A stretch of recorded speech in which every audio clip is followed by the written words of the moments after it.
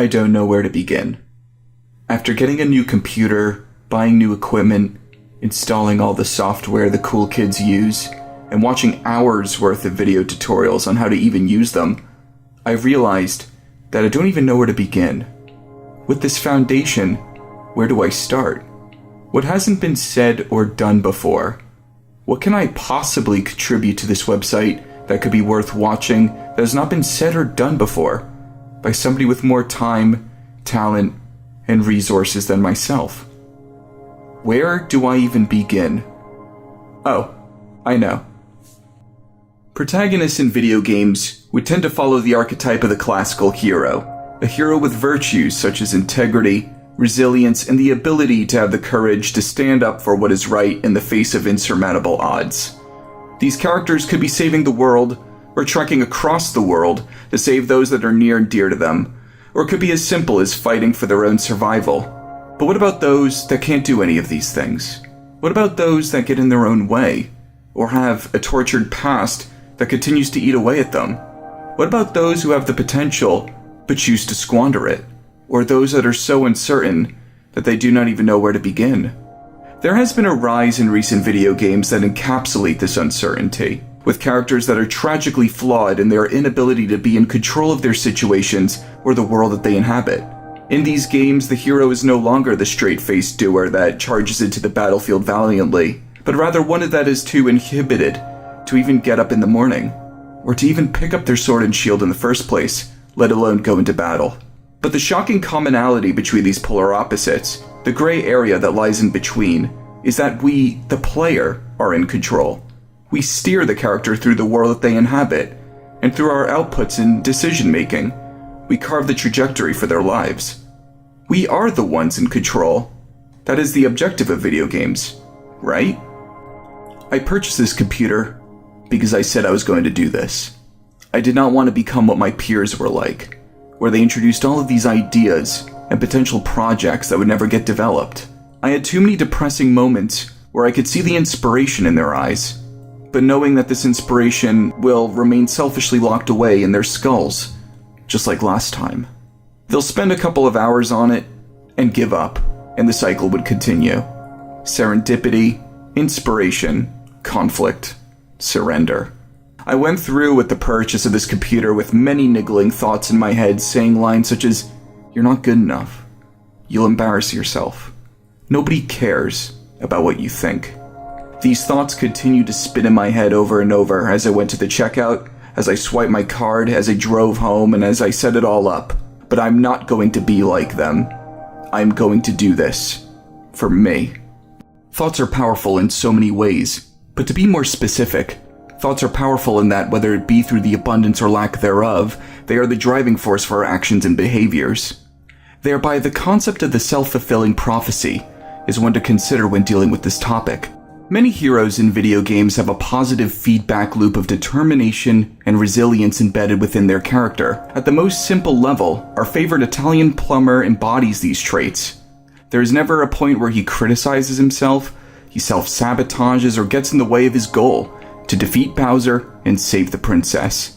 This is nothing new, but one angle to consider is how the interaction between Mario and us, the player, is that we too are encapsulated in this self-fulfilling prophecy. Through our input, Mario will defeat Bowser, Mario will save the princess, and best of all, we will feel accomplished for doing so. The irony behind this is that despite the inevitability of this happening, we continue to remain glued to the game. We behave as though the future is yet uncertain, despite it being pre-planned and predetermined that this inevitable outcome will occur. Yet we continue to play time and time again, sequel after sequel, etc.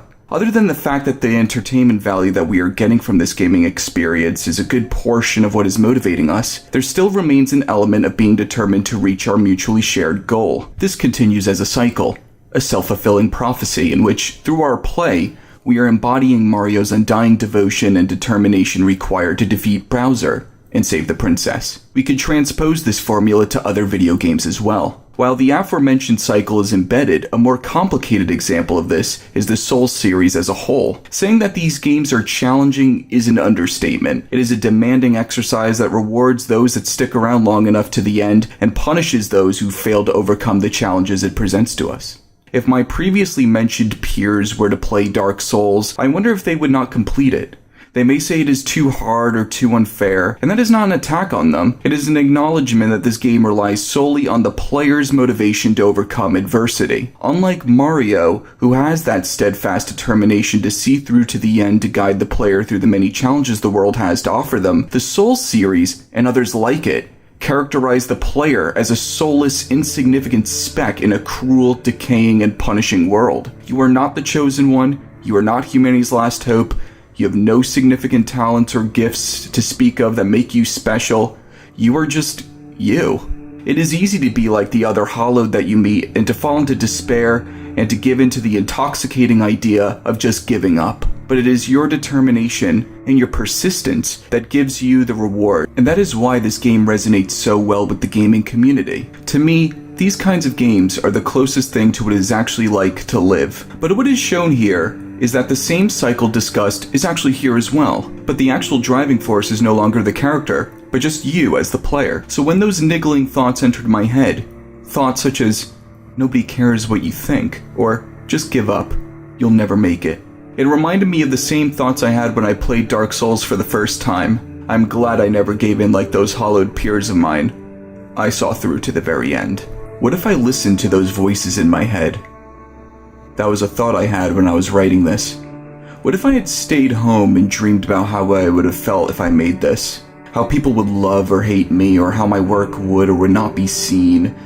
If I listened, I would have been trapped in the same situations as those who failed to act. I would have been a hypocrite, an unproductive one at that. I am currently fighting urges to not just close and delete everything, to just play video games or read books or watch movies or chat with my online friends, etc. But I have a duty to finish this. I will get this done. There's only so much that you could do, only so much, before you have to move on, or you will be forever consumed by it. There are quite a few games that encapsulate this message of you, the player, being limited due to the character flaws of who you are controlling.